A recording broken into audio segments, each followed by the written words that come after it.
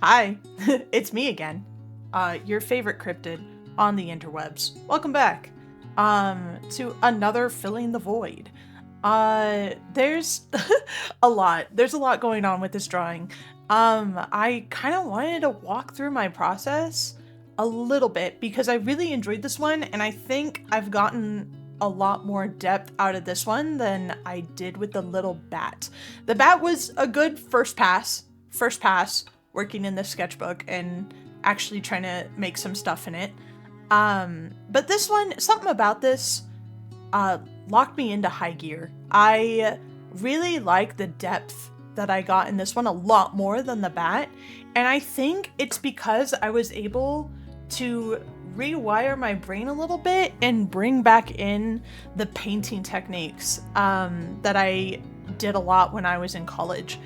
If you haven't been following my art for a long time, I used to solely be a digital painter. I would only do digital painting. That was it. That was my medium.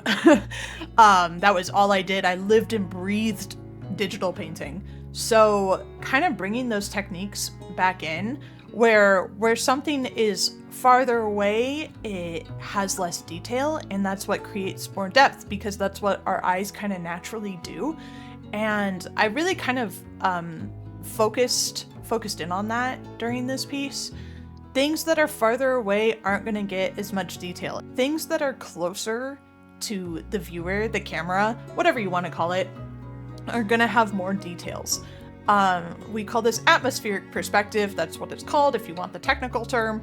And I think I really challenged myself when it came to that for this piece. And I'm really happy with it. I'm really happy with the details. I'm really happy with the depth. Holy depth! We did it. But I learned a lot with this piece, and now I have a better understanding. So when we do the next one, we have more stuff. When we do the next piece, there's going to be more depth, and I'm going to have a little bit more control over what I'm drawing and what I'm working on, depending on what the piece is. So this was a good challenge for me. I really enjoyed it. This food dog tiger combo in tandem with these thorns. A little nod to my red thorn piece that you all have seen probably multiple times if you've been around for a little bit. I wanted to kind of mix that because I do like drawing me some thorns. It's really fun to do, and I also wanted to challenge myself with a little bit more of a mirrored image kind of piece without using the digital tools that we have available to us to make a mirrored image piece look a little bit more mirrored image. So, good challenges all around. I think we were pretty successful with the perspective. So, I also have found some of my old sketchbooks. Now, I have lost a couple of sketchbooks along the way. Some of them sent far away that I will never get back, which is greatly unfortunate. However, I was able to recover my high school sketchbook.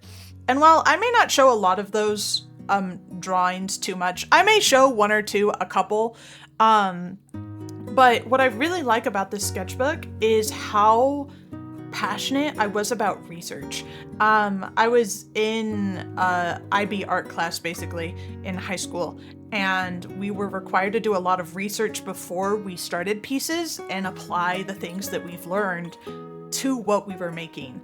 And while I think the research aspect of creating art has changed because we have so many resources available to us. We have Pinterest boards, we have notes apps, like we can write things down, we can draw little thumbnails.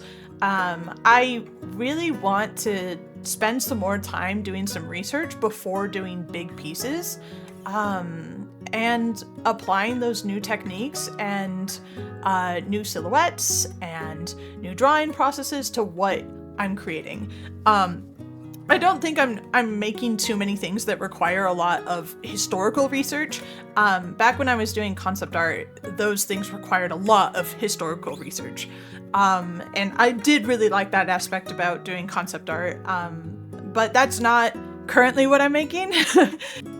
The pieces that I'm making now are a lot more kind of fluid, like train of thought, what I'm thinking, what I'm feeling, and either applying them to characters or finding symbology that fits what I'm doing. So historical research, maybe not so much, but I also do like designing characters.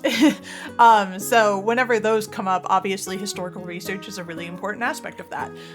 What is this character doing? What is the context of the world they live in, etc., etc.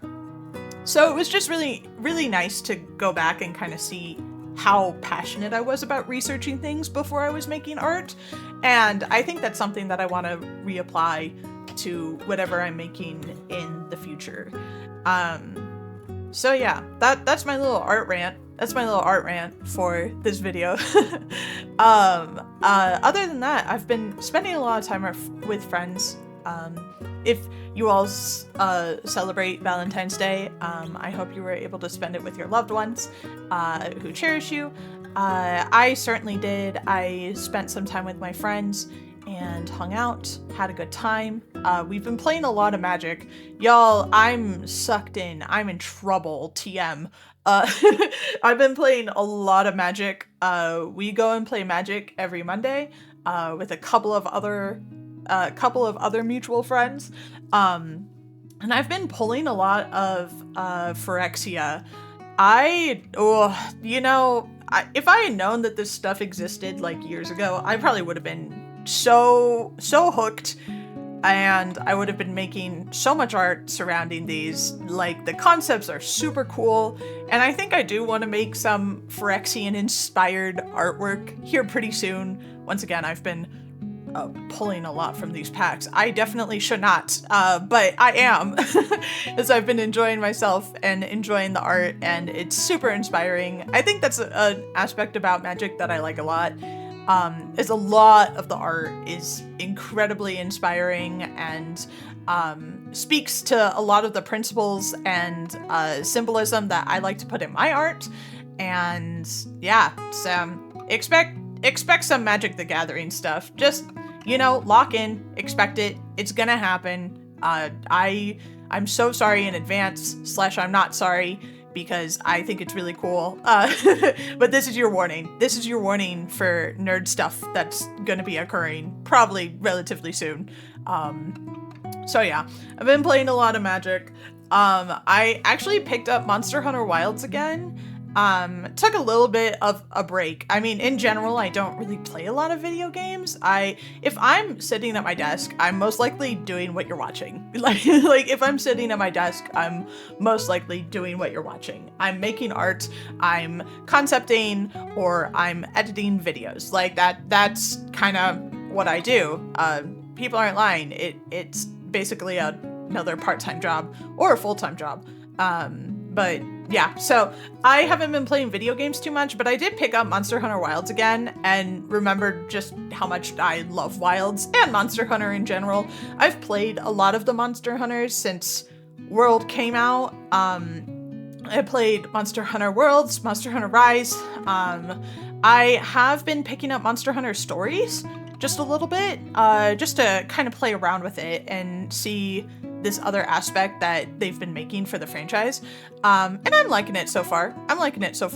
So, yeah, really, really like Wilds. Have also been inspired to do a Monster Hunter tarot deck, so expect that. We've already made the list. The list is done. I'm gonna start working on the major arcana, like it's happening. We're starting off with Mizune, the Mitsune, I think is correct. Bubble Boy. I call him Bubble Boy. That's his name in my brain. We're starting with Bubble Boy for the Fool. I may do some time-lapse recordings for that. I also did find a plugin to do time-lapse recordings in Photoshop. Huge. I hate Adobe with every fiber of my being, but I get all the Adobe products for free with my work. So I will keep using it until I lose this job, most likely. So yeah. But I finally found a plugin so I can do some time-lapse recordings for my Photoshop documents, which is huge. And I don't have to think about it. It's not running extra software. It just kind of does it automatically. So expect a couple of more speed draw videos that aren't just me and my sketchbook hanging out, a little bit more digital focused, which I'm very excited for. I'm very excited to work on a big project again. I haven't done a big project since my thesis, like my school thesis, was also tarot. Can you tell that I really like tarot and the occult and witchcraft? If you didn't know, now you know. But that was probably the last time I did a really big, large-scale project. So I'm excited to do that again. I've been doing a lot of short-term projects, just trying to fill up my tattoo portfolio and get everything done. And also have a lot of work in my sketchbook too, because I have been predominantly a digital artist, and I've been needing to show that I can also draw traditionally. So I've been doing a lot of short-term projects, but I think it's time. I think we've gotten to a point where the portfolio is pretty wrapped up, besides a couple of minor, probably small technical pieces that need to be made, but we're going to be working on some big stuff. I'm very excited. I hope you all are excited too. Remember to take care of yourselves, spend time with your friends, invest in your communities as always. I'll definitely see you all in the next one. There will be more. I've been enjoying this process a lot of filling up this really scary sketchbook. Anyways, thanks for watching as always, and I'll catch you all on the next one.